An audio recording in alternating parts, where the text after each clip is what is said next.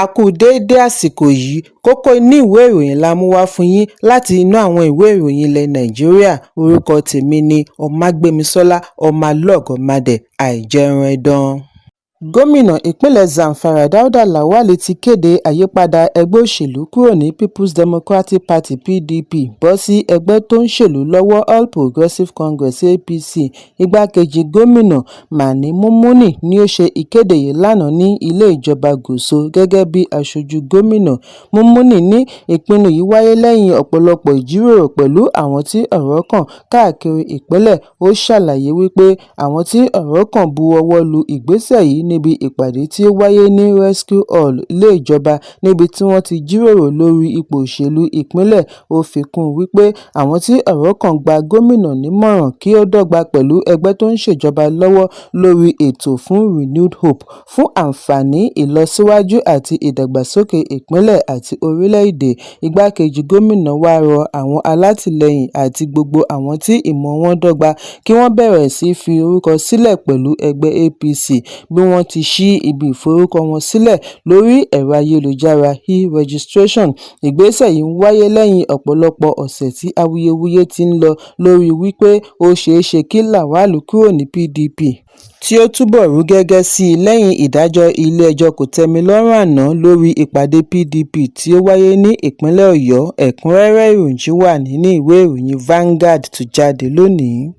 Ìṣòro ọmọ Nàìjíríà túbọ̀ ń lékún sí i bí àwọn alágbàtà epo ṣe tún ṣe àlékún owó jálá epo lánàá sí 1,300 kúrò ní 1,050 naira tí ó wà tẹ́lẹ̀. Èyí ń wáyé lẹ́yìn àlékún owó epo rọ̀bì tí ó ti wọ $110 bárẹ́lì kan lọ́jà àgbáyé láàrin rògbòdìyàn tó ń lọ ní Middle East. Bákan náà ni owó epo Argo tí a mọ̀ sí dísù náà lọ sókè sí 1,380 naira jálá kan láti 1,300 naira tí wọ́n tà ní ìlú Ìbàdàn àti agbègbè rẹ̀ ní ìpínlẹ̀ Ọ̀yọ́. Ṣíwájú àkókò yìí ni wọ́n tà á láàrin 1,020 naira sí 1,080 naira jálá kan. Ọmọ ẹgbẹ́ alágbàtà epo Ipman kan tí kò fẹ́ dárúkọ ara rẹ̀ lọ àlékún yìí mọ́ àlékún owó tí wọ́n fi ń gbé landing cost. Ó ní iye tí wọ́n fi ń gbé epo láti ìpínlẹ̀ Èkó ti lọ sí 1,175 naira jálá kan. Bákan náà lọ́mọṣorí ní ìlú Àbújá, owó jálá epo ti kúrò ní 880 naira tí wọ́n tà ní ọjọ́ méje sẹ́yìn bọ́ sí 1,300 naira lẹ́yìn ìpinnu iléeṣẹ́ ìfọpo Dangote àti ṣe àlékún owó epo. Ẹ̀kúnrẹ́rẹ́ ìròyìn wà nínú ìwé ìròyìn Vanguard tó jáde lónìí. Ìjọba ìpínlẹ̀ Èkó ti bẹ̀rẹ̀ ìwádìí lórí ilé-ìwé aládàáni àti ilé-ìgbé alájà mẹ́rin tí ó dà wó ní òpópónà agbègbè Àgùdà Ọgbà ìpínlẹ̀ Èkó. Àjọ alámòjútó ilé kíkọ́ ní ìpínlẹ̀ Èkó LASBAIKA fìdí ẹ̀ múlẹ̀ wípé ilé yìí wó lánàá ọjọ́ Ajé ṣùgbọ́n ẹ̀mí kan kò sọnù nítorí akẹ́kọ̀ọ́ àti gbogbo àwọn tí wọ́n ń gbé nínú ilé ni wọ́n ti fi ibẹ̀ sílẹ̀ kí ìjàmbá tó wáyé. Nínú àtẹ̀jáde ni adarí ìròyìn LASBAIKA Adu Adémúyìwá ti ní ìjàmbá yìí ti dá ìpòrúru ọkàn sílẹ̀ lágbègbè. Ó fìdí ẹ̀ múlẹ̀ wípé àwọn òṣìṣẹ́ wọn pẹ̀lú àwọn òṣìṣẹ́ láti ọ̀dọ̀ àjọ alámòjútó ìṣẹ̀lẹ̀ pàjáwìrì ní ìpínlẹ̀ LASEMA ti ṣe àbẹ̀wò sí ibi ìṣẹ̀lẹ̀ ní kété tí ìjàmbá yìí wáyé láti wo bí nǹkan ṣe rí àti ààbò ará ìlú. LASBAIKA fi kún wípé gẹ́gẹ́ bí ara ìgbésẹ̀ ìṣọ́ra, wọ́n ti kìlọ̀ fún àwọn tí wọ́n ń gbé nítòsí kí wọ́n fi agbègbè yìí sílẹ̀ fún ìgbà díẹ̀ fún ààbò wọn. Ìwádìí àkọ́kọ́ ṣe àfihàn wípé àwọn àtúnṣe kan tó ń lọ lọ́wọ́ síwájú àkókò yìí pakún bí ilé ṣe dà wó ṣùgbọ́n LASBAIKA ní àwọn ti bẹ̀rẹ̀ ìwádìí tó lọ́rìn láti mọ kókó ohun tí ó ṣe okùnfà ìṣẹ̀lẹ̀. Ẹ̀kúnrẹ́rẹ́ ìròyìn wà nínú ìwé ìròyìn The Nation tó jáde lónìí. Ààrẹ Bọ́lá Tinubu ti lérí wípé Nàìjíríà kò ní juwọ́ sílẹ̀ fún àwọn tí wọ́n ń dá wàhálà sílẹ̀ tí wọn kò fẹ́ kí àlàáfíà jọba ní Nàìjíríà. Tinubu lérí yìí níbi ayẹyẹ ìṣínu ààwẹ̀ Iftar pẹ̀lú àwọn adarí ẹ̀sìn àti adarí ìlú tí ó wáyé nírọ̀lẹ́ àná ọjọ́ Ajé. Ó fi dá ọmọ Nàìjíríà lójú wípé Nàìjíríà yóò borí ìṣòro. Bákan náà ni ààrẹ ní ọrọ̀ ajé Nàìjíríà ti ń gbòòrò sí i. Ààrẹ ní Nàìjíríà kò ní fi ààyè gba kí ẹnikẹ́ni dá wàhálà sílẹ̀ tàbí ba ìṣọ̀kan orílẹ̀-èdè jẹ́. Tinubu ní orílẹ̀-èdè kò ní rẹ̀wẹ̀sì, àwọn á borí ìṣòro. Bí ó tilẹ̀ jẹ́ wípé ìpèníjà pọ̀, àwọn adàlúrú ń kanra nítorí ààyè ò gbà wọ́n mọ́ bíi ti tẹ́lẹ̀. Ààrẹ fi kún un wípé òun dúpẹ́ fún àǹfààní láti sìn, òun á sì tẹ̀síwájú nínú iṣẹ́ rẹ̀ sí ọmọ orílẹ̀-èdè. Ẹ̀kúnrẹ́rẹ́ ìròyìn wà nínú ìwé ìròyìn Daily Post tó jáde lónìí. Ambassador Iran sí Nàìjíríà Madhavi Raja ti yarí wípé ilẹ̀ Iran kò ní fi ààyè gba kí ará ilẹ̀ òkèèrè lo agbára lé àwọn lórí. Èyí ni ó fi tako ààrẹ United States Donald Trump lórí ohun tí ó sọ nípa yíyan adarí ilẹ̀ Iran. Níbi ó ti farahàn lórí ẹ̀rọ amóhùnmáwòrán Trust TV ní Raja ti ní ètò àti yan adarí jẹ́ tiwọn lórílẹ̀-èdè, ẹnikẹ́ni tàbí àjèjì kò lè dá sí i. Èsì yìí wáyé láàrin rògbòdìyàn tó ń ṣẹlẹ̀ ní Middle East láàrin Iran, US àti Israel pẹ̀lú ìkọlù sí ilẹ̀ Iran. Orílẹ̀-èdè mẹ́tẹ̀ẹ̀ta ti pàdánù lọ́pọ̀lọpọ̀ kò sì tíì dáwọ́ dúró. Gẹ́gẹ́ bí ọ̀rọ̀ ambassador, pẹ̀lú gbogbo ìdúkokò láti US àti Israel, àwọn ṣì rí bí ṣe àmójútó ọ̀rọ̀ wọn ní Iran. Ẹ̀ka ń ṣiṣẹ́ rẹ̀ bí iṣẹ́, àjọ ìjọba náà ń lọ déédéé, ó ní ètò adarí. Wọ́n ti níyanjú lẹ́yìn ìyànsípò Ayatollah Saeed Mojtaba Hussaini Khamenei gẹ́gẹ́ bí adarí ìlú tuntun. Ó fi kún un wípé àwọn ọmọ orílẹ̀-èdè Iran ní àfojúsùn àti dáàbò bo orílẹ̀-èdè wọn, pàápàá jùlọ Iran ní ìrírí nínú dídáàbò bo ara wọn lọ́wọ́ ìdúkokò àtòkèèrè wá. Lórí ọ̀rọ̀ tí Trump sọ nípa yíyan adarí, ó ní US kò ní agbára àti yan adarí fún wọn.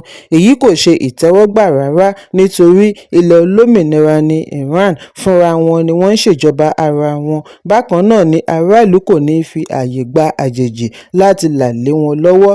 Ẹ̀kúnrẹ́rẹ́ ìròyìn wà nínú ìwé ìròyìn Daily Trust tó jáde lónìí. Ọ̀gá ọlọ́pàá yányán Ọlátúnjí Bélíwànù Dísù ti lérí wípé ẹ̀ṣọ́ aláàbò yóò gba agbègbè ní ìpínlẹ̀ Kwara padà lọ́wọ́ àwọn adàlúrú. Ó kéde wípé àwọn ọ̀daràn ò lè lé aráàlú kúrò ní ìlú abínibí wọn. Ọ̀gá ọlọ́pàá sọ àsọdájú yìí lánàá nígbà tí ó lọ ṣe àbẹ̀wò sí ìpínlẹ̀ níbi tí ó ti ní ìpàdé pẹ̀lú àwọn òṣìṣẹ́ aláàbò àti adarí ìlú láti ṣe àgbéyẹ̀wò bí ètò ààbò ṣe rí àti ìgbésẹ̀ tako àwọn adàlúrú. Níbi ó ti ń bá ará ìlú àti àwọn tí ọ̀rọ̀ kàn sọ̀rọ̀ ní olú iléeṣẹ́ ọlọ́pàá ní IGP ti ní àbẹ̀wò ọ̀hún dá lórí àti jíròrò lórí ìpèníjà ààbò pẹ̀lú ìfọwọ́sowọ́pọ̀ láàrin ọlọ́pàá àti ará ìlú. Dísù fìdí ẹ̀ múlẹ̀ wípé òun ti gbọ́ nípa bí ètò ààbò ṣe rí ní ìpínlẹ̀ nítorí òun ti darí ikọ̀ wá gbọn inú igbó yẹ́bẹ́yẹ́bẹ́ tako àwọn adàlúrú ní àwọn apá kan ní ìpínlẹ̀ Kwara. Ọ̀gá ọlọ́pàá ní òun fẹ́ lò tó oṣù kan lágbègbè bí ó ti darí ikọ̀ ọlọ́pàá tako àwọn adàlúrú tí wọ́n fi inú igbó ṣe ìpamọ́. Ó gbóríyìn fún ará ìlú lórí àtìlẹ́yìn wọn, bí ó ti rọ̀ wọ́n kí wọ́n tẹ̀síwájú àti máa ṣe àtìlẹ́yìn fún ọlọ́pàá láti kápá àwọn ọ̀daràn ní ìpínlẹ̀. Dísù ní òun dúpẹ́ fún gbogbo ìrànlọ́wọ́ kí òun tún béèrè fún àtìlẹ́yìn sí i. Ẹ̀kúnrẹ́rẹ́ ìròyìn wà nínú ìwé ìròyìn Daily Trust tó jáde lónìí. Akọ́nimọ̀ọ́gbá fún ikọ̀ Super Eagles àná Adégbóyè Onígbìndé tí ó darí Nàìjíríà dé 2002 FIFA World Cup ní Japan Korea ti di olóògbé lẹ́ni ọdún 88. Lánàá ni mọ̀lẹ́bí kéde ikú rẹ̀ pẹ̀lú ẹ̀rọ abánidọ́rẹ̀ẹ́ WhatsApp tí mọ̀lẹ́bí kan Bọ́ládé Adésùyì bu ọwọ́ lù. Wọ́n ní àwọn dúpẹ́ fún ìgbé ayé tí bàbá wọn, bàbá ọkọ àti ọ̀rẹ́ gbé, tí í ṣe olóyè àgbà láti ìlú Mọdákẹ́kẹ́. Akọ́nimọ̀ọ́gbá Super Eagles ọmọ Nàìjíríà àkọ́kọ́ pẹ̀lú ìgbìyànjú rẹ̀ sí orílẹ̀-èdè gẹ́gẹ́ bí akọ́nimọ̀ọ́gbá tí kò lẹ́lẹ́gbẹ́. Níbi ìfọ̀rọ̀wánilẹ́nuwò ní àbígbẹ̀yìn akọ́nimọ̀ọ́gbá àná Oyèkúnlé Onígbìndé ti ní bí ó tilẹ̀ jẹ́ wípé bàbá wọn ṣàárẹ̀, ó jà fitafita láti wà láàyè. Oyèkúnlé ṣe àpèjúwe bàbá rẹ̀ ní ẹlẹ́yinjú àánú, ènìyàn tó ń ṣàmójútó gbogbo ènìyàn, ó kó èèyàn mọ́ra, kò ní fi ṣe ẹ̀yà, kí inú gbogbo ènìyàn dùn ni ó jẹ́ lógún. Ìlúmọ̀ọ́ká ọ̀jọ̀gbọ́n lórí eré ìdárayá Táyọ̀ Balógun náà sọ fún iléeṣẹ́ ìròyìn náà ní wípé ìtàkùrọ̀sọ ológójì ìṣẹ́jú tí òun ní pẹ̀lú Onígbìndé ti di mánigbàgbé fún un. Ó ní òun pè é láti wí fún un wípé òun mọ rírì ìgbìyànjú rẹ̀ sí eré ìdárayá Nàìjíríà. Ó béèrè àwọn tí wọ́n jọ ń ṣiṣẹ́ papọ̀ bíi Fèyí Ògúndùyìlé àti Mọ́délé Sàráfà Yusuf. Balógun ní òun gbóríyìn fún Onígbìndé fún ìgbìyànjú rẹ̀ lórí Shooting Stars Sports Club. Ẹ̀kúnrẹ́rẹ́ ìròyìn wà nínú ìwé ìròyìn Punch tó jáde lónìí. Kókó inú ìwé ìròyìn tòní kò ní jù báyìí lọ. Ẹ pàdé mi lọ́la fún àkọ́tún ìròyìn. Kí a tó lọ, ẹ má ṣaláì fi àkíyèsí yín ránṣẹ́ kí ẹ sì bá wa subscribe sójú náà wa lórí YouTube kí kókó inú ìwé ìròyìn lè máa tẹ̀ yín lọ́wọ́ ní kíákíá.